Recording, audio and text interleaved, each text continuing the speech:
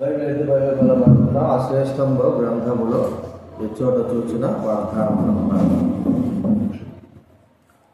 అశ్రేష్టంభో గ్రంథములో ఎచ్చోట చూచిన వాగ్దానమున్నది సుఖ దుఃఖంబులో వాగ్దానమున్నవి విశ్వాసముంచి ధ్యానించుడి విశ్వాసముంచి ధ్యానించుడి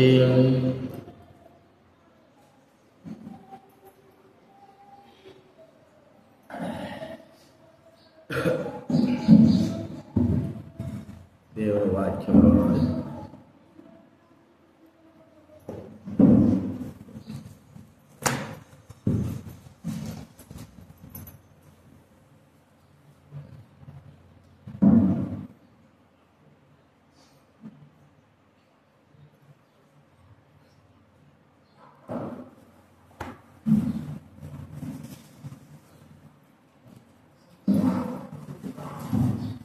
ప్రార్థన చేసుకుందాము.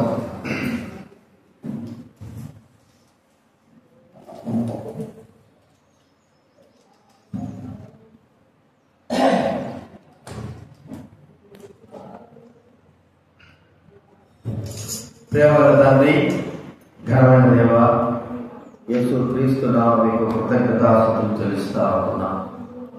యెహోవా ప్రభువా తండ్రి, మరి ఈ జనవరి మాసం చివరి ఆదివారం దేవులను చేర్చేందుకు మీకు కృతజ్ఞతాస్తుతులు చెల్లిస్తా ఉన్నా.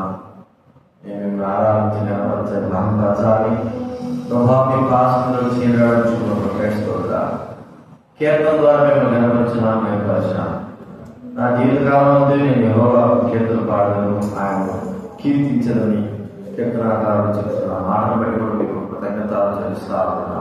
మీ వాక్యం ద్వారా నాతో మాతో మాట్లాడి ప్రభావ మేమందరం కూడా మిమ్మల్ని సృష్టించి గణపరిచి వ్యక్తిగతంగా ఆరాధన చేసి ప్రభా మీ నామాన్ని గణపరచుటకు మాకు సహాయం చేయండి. ప్రభావ దైవసన్ని తెలిసి కూడా ప్రభావ ఆలస్యం నిర్లక్ష్యంగా వస్తున్న బిడ్డలందరి హృదయంలో కార్యం జరిగింది. ప్రభావ మీకు మొదటి స్థానం ఇచ్చే బిడ్డలుగా చేయవలసి మనం చూస్తున్నాం. కనికరించండి. కృతజ్ఞత చేస్తున్నాను. మమ్మల్ని అందరినీ స్వామించుకుని మా శరీరాన్ని స్వామించుకోండి. కానీ దేవుడు దొరుకుతున్న పరిచయ విషయాన్ని తెలుస్తూ కృతజ్ఞతలు ఆచరిస్తూ యేసు నామమున ప్రార్థించి అడిగడుచున్నాము తండ్రి. దైవ గ్రంథంలో నుంచి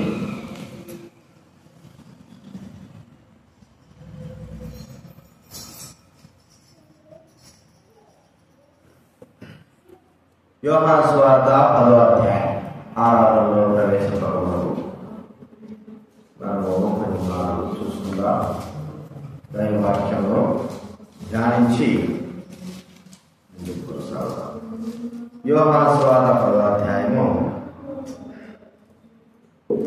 11వ వచనం మనం అందరం కూడా చదువుకుందాం. యోహాను రాసినటువంటి సువార్త 10వ అధ్యాయం 11వ వచనము. బయట పిల్ల పాప లోపలిరా పుస్తకాలు దిగే బయట పని ముందు కూర్చో, ముందుకురా ముందు కూర్చో, ముందుకురా. యోహాను సువార్త 10వ అధ్యాయం 11వ వచనం అందరూ చదువుదాం. దేవుడు గ్రంథంలో చదువుదాం. నేను గొర్రెలకు మంచి కాపరిని, మంచి కాపరి గొర్రెల కొరకు తన ప్రాణము పెట్టును. ఎవరు చూస్తా ఉంటే గొర్రెలకు మంచి కాపరి యేసు క్రీస్తు వారు ఎలాంటి కాపరి అంటే 3 విధాలైన కాపరిగా చూసుకుంటున్నాం. ఒకటి మంచి కాపరి, మంచివాడు, చెడువాడు కాదు, చెడు తలపులు చెడు స్వభావం కలిగినవాడు, మంచి స్వభావం, మంచి వ్యక్తి అంటే అందరికంటే మంచివాడని మనం చూసుకుంటున్నాం. అన్న మాత్రం కాదు, ఆయన ప్రధాన కాపరి. చూస్తే వాడు చూడండి,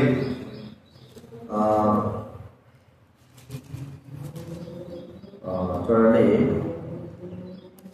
మొదటి పేతురు రాసిన పత్రిక 5వ అధ్యాయం, మొదటి పేతురు రాసిన పత్రిక 5వ అధ్యాయము 4వ వచనం మనం చదువుకుంటాం. బైబిల్ వెనక నుంచి 217వ పేజీ, మొదటి పేతురు పత్రిక 5వ అధ్యాయము 4వ వచనం మనం అందరూ కూడా కలిసి చదువుకుందాం. 5:4 ప్రధాన కాపరి ప్రత్యక్షమైనప్పుడు మీరు మీ వాడవారి మహిమా కిరీటము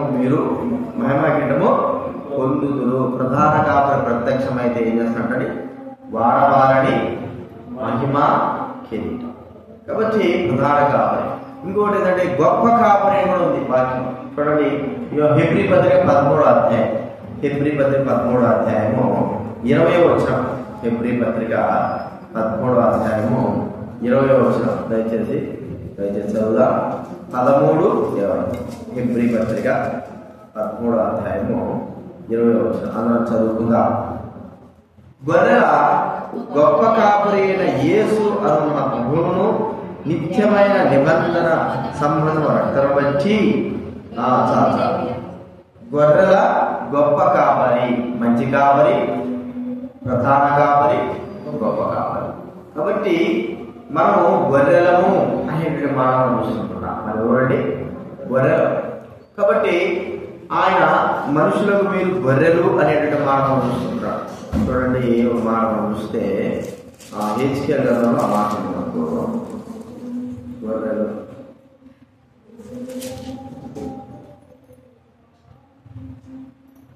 మనుషులకు మీరు హెచ్కేలు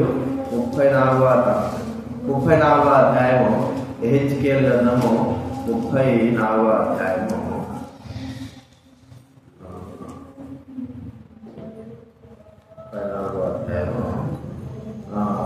31వ వచనం. హెచ్కేల్ గ్రంథం 34:31. నా గొర్రెలను నేను మేపుతున్న గొర్రెలను మీరు మనుష్యులు, నేను మీ దేవుడను, ఇదే ప్రభువైన యెహోవా. నా గొర్రెలను నేను మేపుతున్న గొర్రెలను మీరు మనుష్యులు. గొర్రెలను ఎవరైనా చెప్పుకున్నాడు? మనమే, దైవులమైన మనమే గొర్రెలు. అందుకే నీవు మేపు నీ గొర్రెలు అనే మాట యోహాను కీర్తన గ్రంథం 100వ కీర్తనలో చక్కగా వాడబడి. కీర్తన గ్రంథం 100వ కీర్తన 100 కీర్తన గ్రంథం 100వ అధ్యాయము 3వ వచనం. 3వ వచనం. యెహోవాయే దేవుడిని తెలుసుకోండి, ఆయనే మనం పుట్టించను, మనము ఆయన వారము, మనం ఆయన ప్రజలము, ఆయన మేపు గొర్రెలము. కాబట్టి గొర్రెలు, ఈ గొర్రెల గురించి మనం ఆలోచిస్తే మరి ప్రభువైన దేవుడు గొర్రెల గురించి, గొర్రెల కాపరైన ప్రభువుని గురించి మరి కీర్తనకారుడు చాలా చక్కగా ఒక అధ్యాయంలో మాట్లాడుకుంటున్నాడు. ఆ అధ్యాయం మనం తెలుసుకోగలిగితే చూడండి, కీర్తన గ్రంథం 23వ అధ్యాయం, కీర్తన గ్రంథము 23వ అధ్యాయం 1వ వచనం నుంచి 6 వచనాలు మనం అందరం కలిసి మార్చి చదువుకుందాం. కీర్తన గ్రంథం 23వ అధ్యాయము 1 నుంచి 6 వచనాల వరకు మార్చి చదువుకుందాం. 1వ వచనం 2వ వచనం. యెహోవా నా కాపరి, నాకు లేమి కలుగదు. 2వ వచనం. పచ్చిక గల చోటు ఆయన బరుడు ఎత్తున్నాడు, శాంతికరమైన జలముల ఎదురును నడిపించుచున్నాడు కదా. నా ప్రాణములకు ఆయన సేద తీర్చుచున్నాడు, తన నామం బట్టి నీతి మార్గములను నడిపించుచున్నాడు. సంచరించను, ఏ అపాయం భయపడను. నీవు నాకు తోడైదు, నీ దుడ్డు తరే, నీ దండను.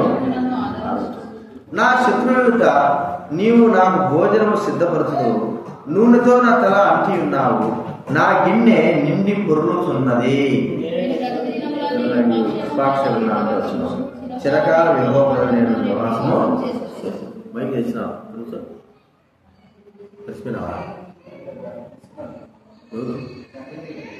అది కాదా నోట్ పుస్తు పెట్టేది, అక్కడే మర్చిపోయారు అన్నీ. చూడండి, ఆయన గొర్రెలము అనేటువంటి ప్రభు ఇక్కడ మనం ఆయన గొర్రెల, ఆయన మనకు ప్రధాన కాపరి, గొప్ప కాపరి, మంచి కాపరి. ఇక్కడ దావీదు మహారాజు ఆ గొర్రెల యొక్క కాపరితత్వం చేశాడు. కాబట్టి గొర్రెల గురించి తనకు తెలుసు, గొర్రెల యొక్క పరిస్థితుల గురించి తనకు తెలుసు. అదే తాను కూడా ఆమోదించుకున్నాడు, తాను కూడా దేవుని ఎదుట, దేవుని సన్నిధిలో నేను కూడా ఒక గొర్రెనే. కాబట్టి దేవుడు నాకు ప్రధాన కాపరి, మంచి కాపరి, గొప్ప కాపరి ఉన్నాడని తాను కూడా గ్రహించిన వాడుగా చూస్తా ఉన్నాను. మేము గొర్రెల వంటి వారు ప్రియుల వారు కదా. అయితే ఇక్కడ దావీదు మహారాజు 23వ కీర్తనలో ప్రభు యొక్క గొప్పతనాన్ని, గొర్రెల కాపుల యొక్క గొప్పతనాన్ని, గొర్రెల కాపుల విషయంలో జరిగిన విషయాలను ఇక్కడ ప్రభు చూపిస్తా ఉన్నాడు. మొట్టమొదటి మనం చూస్తా ఉంటే గొర్రెల కాపరి మనం చూస్తుంటున్నాం. యెహోవా నా కాపరి, నాకు లేమి కలుగదు. దేవుడు నా కాపరి. కాపరి అంటే రక్షించేవాడు, కాపు కాసేవాడు, రక్షణ ఇచ్చేవాడు. గొర్రెలకి ఒక కాపరి అవసరం రక్షించడానికి కొరకై. చూడండి, గొర్రెలు మరి ఆవులాగా, పశువులాగా, లోపల జింకల్లాగా ఇలా వదిలిపెట్టబడేవి కావాలి. అవి ఒక గొర్రెల యొక్క కాపరి కింద ఉండేవిగా మనం చూస్తా ఉన్నాం. అంటే వాటిని ఖచ్చితంగా జింక చూస్తే జింక ఏమవుతుందంటే తాను తప్పించుకోవడానికి సకల విధాల ప్రయత్నం చేస్తాడు. వేరే ఏదైనా జంతువులు, సాధారణమైన జంతువులు చూస్తే అవి కూడా తప్పించుకోవడానికి ప్రయత్నం చేస్తాయి. అయితే గొర్రెలు ఎలాంటివంటే అవి రక్షించుకోలేవు, తమను తాము కాపాడుకోలేవు, తమను తాము భద్రపరచుకోలేవు. కాబట్టి వాటికి ఖచ్చితంగా ఎవరు ఉండాలి? కాపరనే వ్యక్తి ఉండాలి. కాబట్టి ఇక్కడ మనం చూస్తా ఉంటే మనం రక్షించేవాడు యెహోవా కాపరి, కాపరిగా రక్షించేవాడు. గొర్రెలను రక్షించడానికి కొరకై రక్షకుడుగా, విమోచకుడుగా ప్రభువైన యేసు క్రీస్తు వారు ఈ లోకానికి వచ్చాడు. మనం అందరూ గొర్రెలని బైబిల్ గ్రంథం చదివిస్తాం.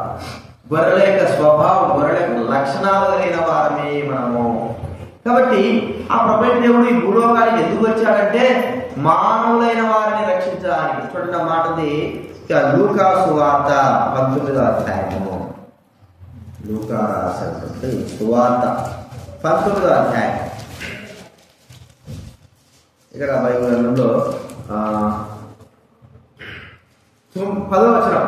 లూకా రాసిన సువార్త 19వ అధ్యాయము 10వ వచనం. దయచేసి చదవండి ఎవరైనా. నశించిన దాన్ని వెతకి రక్షించుటకు మనుష్య కుమారుడు వచ్చనని అతనితో నశించేటువంటి. ఏమి నశించేది? గొర్రెలమైన మనము నశించేటువంటి స్థితిలో ఉన్న మనల్ని రక్షించడానికి వచ్చాడు. అందుకే 1 తిమోతి రాసిన పత్రిక 1వ అధ్యాయము 15వ వచనంలో కూడా చాలా చక్కటి మాట మనకు చెప్పబడతారు. చూడండి, రక్షకుడు, విమోచకుడు. 1 తిమోతి 1వ అధ్యాయం 15వ వచనం. పాపులను రక్షించుటకు క్రీస్తు యేసు లోకమునకు వచ్చిన వాక్యం నమ్మదైనది, పూర్ణంగీకారమునకు యోగ్యమునై ఉన్నది. పాపులను రక్షించుటకు, పాపులమైన మనల్ని రక్షించడానికి వచ్చినాడు ప్రభువైన దేవుడు. గొర్రెలమైన మనం, దారిద్ర్యపై మనం, మరి నశించిపోయే మనం, ప్రియమైన వారు గొర్రెల లాంటి మన జీవితాలను రక్షించడానికి. అందుకే యేసు క్రీస్తు వారికి జన్మ మనం చూస్తా ఉంటే రక్షకుడు, రక్షకుడు అలాంటి తన ప్రజలను వారి పాపముల నుండి ఆయనే రక్షించును. తన ప్రజలను వారి పాపం నుండి ఆయనే రక్షించు. మోతికి వచ్చిందా? వచ్చే ఇది పెట్టి మోతికి పెట్టి లేదా లేదా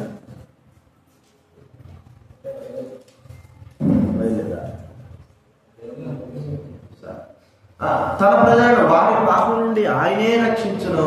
ప్రియమైన వారు, ఆయన ప్రజలమైన మనం, గొర్రెలమైన మనం, మరి దేవుడు మనం రక్షించడానికి మరి ఎటువంటి సహాయం లేకుండా, ఎటువంటి రక్షణ లేని మన జీవితానికి రక్షకుడుగా, విమోచకుడుగా ప్రభువైన యేసు క్రీస్తు వారి లోకానికి వచ్చినాడు. కాబట్టి గుర్తించుకుందాము, ఆ రక్షకుడిని మనం ప్రభువును స్తుతించి ఆరాధించి గణపరిచే వారంగా ఉండాలి. గొర్రెలైన మన జీవితాల్లో యేసు క్రీస్తు వారి రక్షకుడుగా లేకపోయింటే మనము నశించిపోయేవారు, నాశనానికి లోనయ్యేవారు, సాతానుకు బలయ్యేవారు. చూడండి, మనం చూస్తా అంటే దావీదు మహారాజు గుర్తిస్తే చూడండి, 1 సమూయేలు గ్రంథం 17వ అధ్యాయం. బయట ఎవరు పిల్లలు? లోపలికి రండి, లోపలికి రావాలా?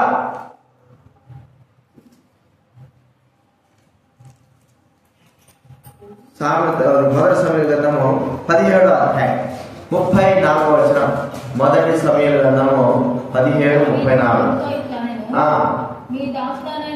మీ దాసుడనైన నేను నా తండ్రి యొక్క గొర్రెలను కాయుచుండగా సింహమును ఎలుగుబంటి వచ్చి మందలో నుండి ఒక గొర్రె పిల్లను ఎత్తుకొని పోవచ్చుండగా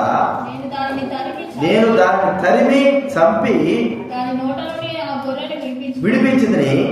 అది నా మీదకి రాగా దాన్ని గడ్డ పట్టుకొని దాన్ని కొట్టి చంపితిని. ఇవ్వండి, గొర్రెల కాపరిగా దావీదు మహారాజు తన చిన్న గొర్రె మంద ఉంటే ఆ చిన్న గొర్రె మంద మీదకి సింహం వచ్చేసింది, ఎలుగుబంటి వచ్చేసింది. వచ్చినప్పుడు నాకెందుకులే, ఒకవేళ ఒక గొర్రె మందుకొని మరి సింహం అన్నింటిని కూడా చంపదు కదా, ఒక గొర్రెను చంపేసి తినేస్తుంది కదా, ఎలుగుబంటి 2 గొర్రెలు పోతే పని అనుకోలేదు. ఈ గొర్రెల కొరకై కాపరిగా ఉంటున్నటువంటి ఆ యొక్క దావీదు మహారాజు ఏం చేశాడంటే వాటితో పోరాడాడు, వాటిని చంపివేసినాడు. గొర్రెలను రక్షించుకోవడానికి కొరకై రక్షకుడుగా కాపరిగా ఉన్నాడు కాబట్టి ఆ కార్యం చేయాల్సి వచ్చింది. మరి యేసుక్రీస్తు వారు మనకు రక్షకుడుగా మరి కాపరిగా విమోచకుడుగా ఉన్న ప్రభు మనల్ని సాతాను యొక్క హస్తము నుండి మనల్ని పరిపూర్ణంగా విడిపించిన వాడుగా, సింహమైనటువంటి గర్జించే సింహమైనటువంటి సాతాను యొక్క నోటి నుండి మనందరినీ విడిపించినాడు ప్రభు. అందుకే ఆయన మన కాపరి, రక్షించేవాడు, కాపాడేవాడు. అందుకే ఈ లోకానికి వచ్చాడు, రక్షకుడుగా ఈ లోకానికి వచ్చినాడు ప్రభు. మనుషులు రక్షించుటకే కదండి వచ్చింది. ఎందుకు ఇచ్చాడు ఆయన? యోహాను సువార్త మనం చూస్తే 3వ అధ్యాయం, యోహాను సువార్త 3వ అధ్యాయము 17వ వచనం చదవండి ఎవరైనా. యోహాను సువార్త 3:17.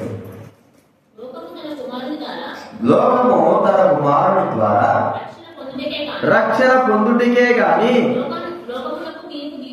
లోకమునకు తీర్పు తీర్చుటకు దేవుడు లోకంలోనికి పంపలేదు. లోకము తన కుమారుని ద్వారా రక్షణ పొందడానికే, రక్షించడానికే యేసుక్రీస్తు వారి లోకానికి వచ్చి ఉంటున్నాడు అని చూస్తాం. మొట్టమొదటిగా ఆయన గొర్రెలమైన మనల్ని సాతానిక ఉచ్చుల నుండి అన్ని విధాలుగా మనం రక్షించడానికి లోకానికి వచ్చాడు రక్షకుడు. రెండవది మనం చూస్తా ఉంటే మరి ఈ యొక్క కాపరి ఎలాంటి స్థితి కలిగి ఉన్న ఆ ప్రధాన కాపరి, గొప్ప కాపరి, మంచి కాపరి అయిన యేసుక్రీస్తు వారు ఎలాంటి వాడు అంటే చూడండి, కీర్తన గ్రంథం 23వ అధ్యాయము 2వ వచనం చదవండి. ఈ కీర్తన గ్రంథం 23వ అధ్యాయం మీరు జ్ఞాపకం పెట్టుకోండి. 23వ అధ్యాయము 2వ వచనం. కీర్తన గ్రంథం 23వ అధ్యాయం 2వ వచనం. ఆయనను కరుణచేయుచున్నాడు, పచ్చిక గల చోట్ల ఆయనను కరుణ చేస్తున్నాడు, శాంతికరమైన జలగలు. మరి గొర్రెలకు కావాల్సింది ఏంటి? ప్రాముఖ్యంగా రక్షణ, రెండవదిగా ఆహారము, మూడవదిగా నీరు, కాపుదల. రక్షణ అది మరి దొడ్డి అనేది మనం చూసుకోవచ్చు. నీరు, ఉదయాన్నే వేస్తే నీళ్లు పెట్టాలా, ఉదయాన్నే వేస్తే వాటికి తిండి పెట్టాలా, రాత్రి కూడా నీళ్లు పెట్టాలా, తిండి పెట్టాలా, మధ్యాహ్నం కూడా నీళ్లు తిండి పెట్టాలి. ఇవి కూడా మనం చూస్తాం. సేద తీర్చేది అంటే ఎండ కలిసిపోయినప్పుడు లేకపోతే వర్షాలు వచ్చినప్పుడు వాటిని సేద తీర్చేటట్టుగా చెట్ల మీద కావచ్చు, ఏదైనా సేఫ్టీ ప్లేస్ లో వాటిని ఉంచడం అనేది మనం చూస్తా ఉన్నాం. ఇది 2 విధాలుగా యేసుక్రీస్తు వారు రక్షకుడుగా, విమోచకుడుగా ఉన్న ప్రభువు మనం చూస్తే ఎలా ఉన్నాడు? మనకు జీవాహారమై ఉన్నాడు. డబ్బులు తీసుకురాదని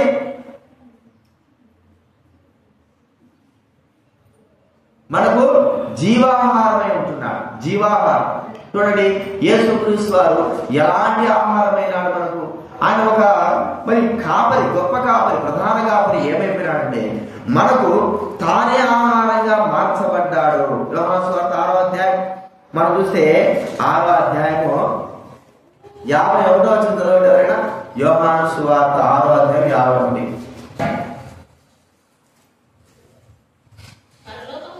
పరలోకం నుండి దిగి వచ్చిన జీవాహారమును నేనే. పరలోకం నుండి దిగి వచ్చిన జీవాహారం ఎవరండి? ఆయనే, ప్రభువే. కాబట్టి జీవాహారం. మరి ఈ భూలోకంలో ఒక కాపరి గొర్రెల కొరకు ఎంతో శ్రేష్టమైనటువంటి గడ్డి కలిగినటువంటి మేత కలిగినటువంటి స్థలాలకి గొర్రెల కాపరి తీసుకువెళ్తాడు. కష్టమే కావచ్చు, వాటిని వెళ్ళవలసిన బాధ్యత, మంచి ఆహారం వాటికి పెట్టవలసిన బాధ్యత గొర్రెల కాపరికి ఉంది భూలోక సంబంధంగా. మరి పరలోక సంబంధమైనటువంటి మన గొర్రెల కాపరి, ప్రధాన కాపరి ఏం చేస్తున్నాడు మనకంటే మనకు ఆయనే తన ఒక ఆహారముగా మార్చబడ్డాడు. నాయనే మనకు ఆహారం ఏంటి? దేవుని వాక్యము. జీవాహారముగా ఆయన చేయబడ్డాడు. మరి ఆ గొర్రెల కాపరి మనకు జీవజలముగా ఎలాగ చేయబడ్డాడు? నీరుగా అంటే ఆయనే జీవజలముగా. చూడండి, యోహాను సువార్త 7వ అధ్యాయం 37-38 చదవండి ఎవరైనా. 37-38 యోహాను సువార్త 7వ అధ్యాయము. ఆ పండుగలో మహాదినమైన అంత్యదినమున యేసు నిలిచి, ఎవరైనా దప్పికొండిన ఎడల నా యొద్దకు వచ్చి దప్పి తీర్చుకొనవలెను.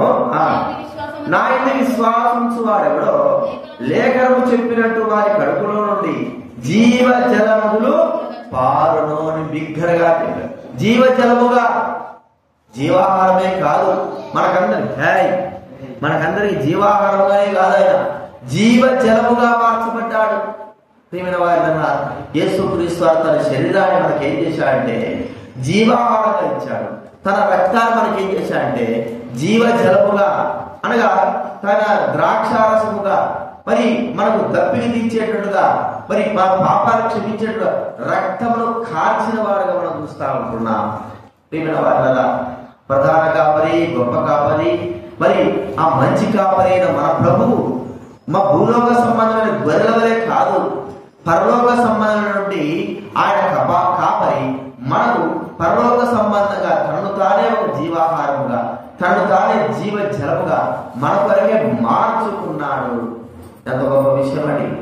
గొర్రెలమైన మనము, నశించేవారు మనము, మనకు రక్షణ అనుగ్రహించడమే కాకుండా, సాతానికి ఉచ్చు నుంచి విడిపించడమే కాకుండా, అనునిత్యం మనం కాపాడమే కాకుండా, తానే ఒక జీవాహారముగా, జీవజలముగా చేయబడ్డాడు అని మనం చూస్తా ఉన్నాం.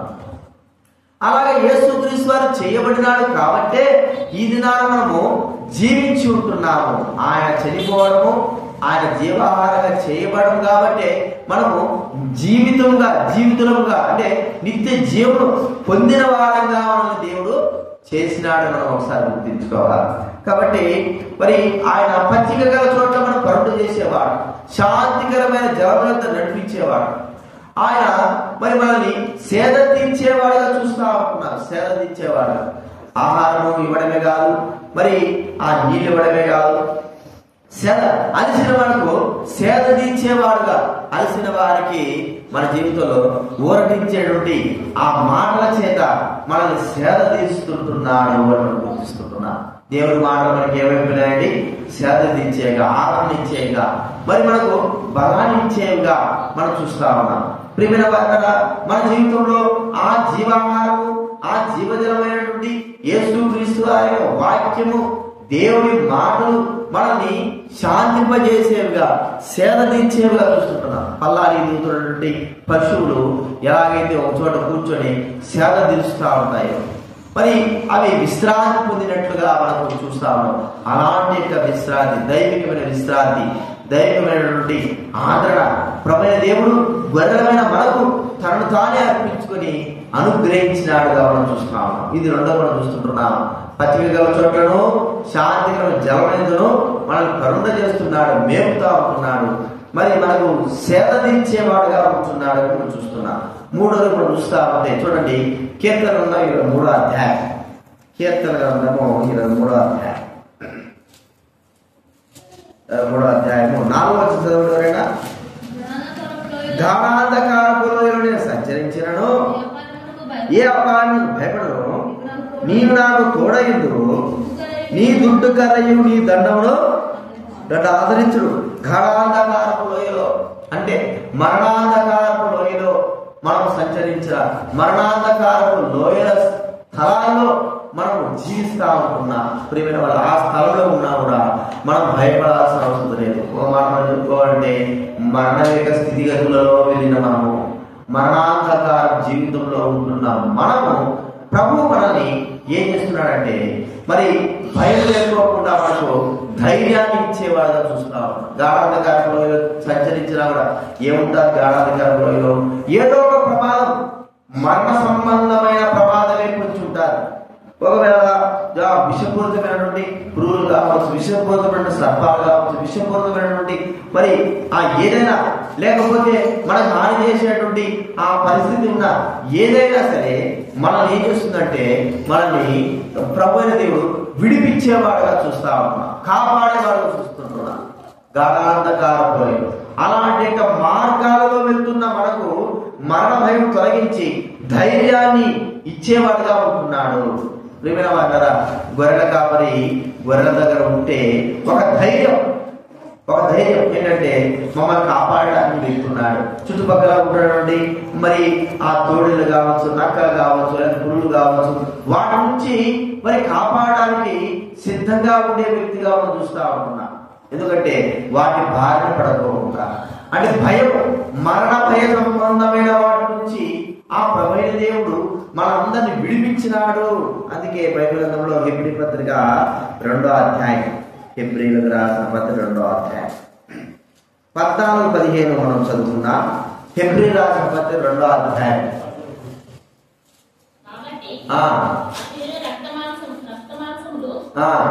గలవారైనందున ఆ ప్రకారమే మరణం యొక్క బలం గలవాడి అనగా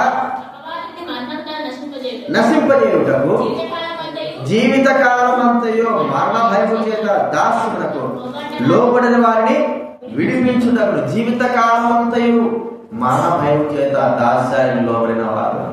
ప్రియమైన వారులారా, మనం ఆలోచిస్తే జీవితకాలం అంతా కూడా మరణ భయము చేత దాస్యానికి లోబడి, అంటే మరణ భయము, గాఢాంధకారపు లోయ మరణ భయముతో నిండుకున్నది, చీకటితో నిండుకున్నది. ఎటు చూసినా కూడా ప్రమాదముతో పొంచి ఉన్నది ఆ లోయ. ఆ లోయలో కూడా మనం సంచరించిన మరి కాపరి, ప్రధాన కాపరి, గొప్ప కాపరి అయినటువంటి ఆ ప్రభువైన దేవుడు మనం ఏం చేస్తున్నాడు? రక్షించేవాడుగా, సహాయం చేసేవాడుగా, విడిపించేవాడుగా, భయము లేకోకుండా సంచరించేటట్లుగా మనకు తోడై ఉండేవాడుగా మనం చూస్తా ఉంటున్నాం. కాబట్టి గుర్తించుకుందాం, ఆ ప్రధాన కాపరి, మంచి కాపరి, ఆ గొప్ప కాపరి అయిన దేవుడు గాఢాంధకారపు లోయలో ఉంటున్న మన జీవితానికి ఆయన విడుదల, విమోచన కలిగించిన వాడుగా చూస్తూ ఉంటున్నాం. మరణ భయము తొలగించిన వాడుగా చూస్తుంటున్నాం. భయభీతులు తొలగించిన వాడుగా చూస్తుంటున్నాం.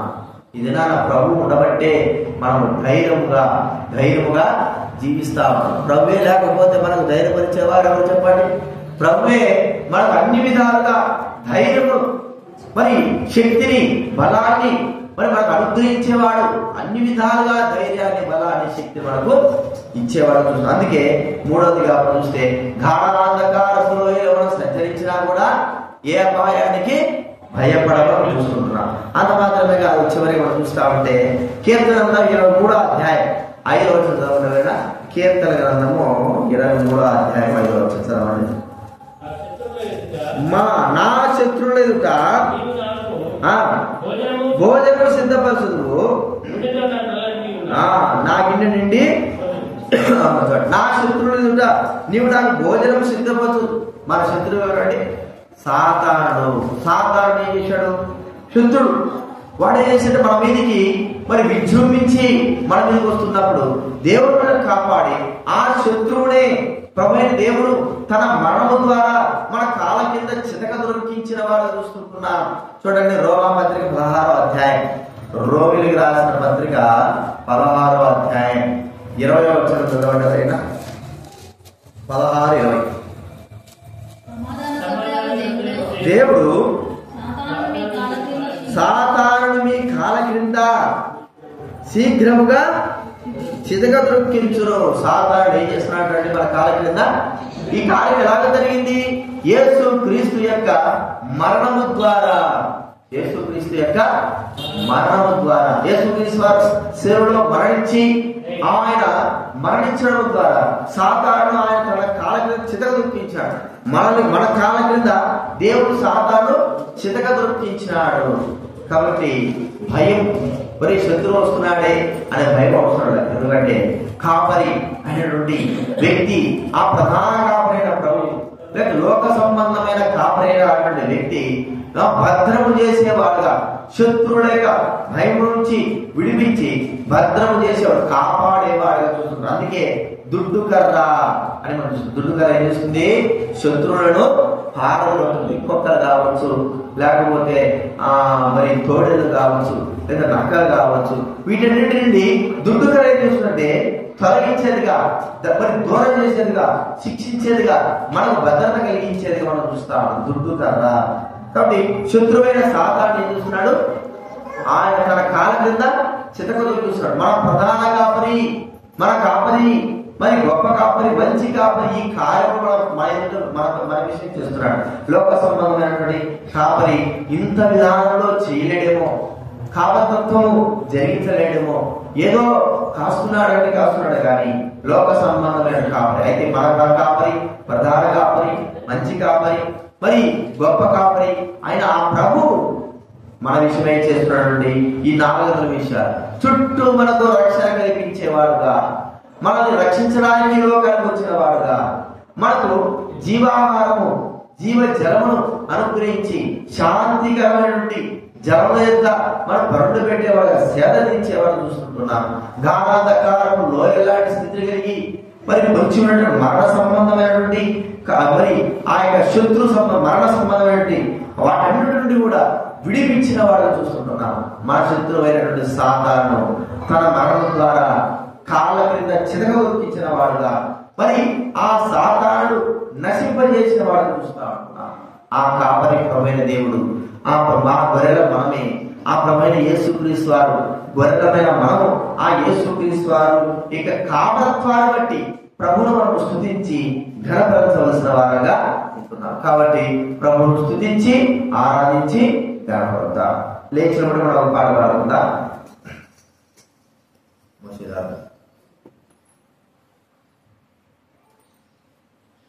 Thank you.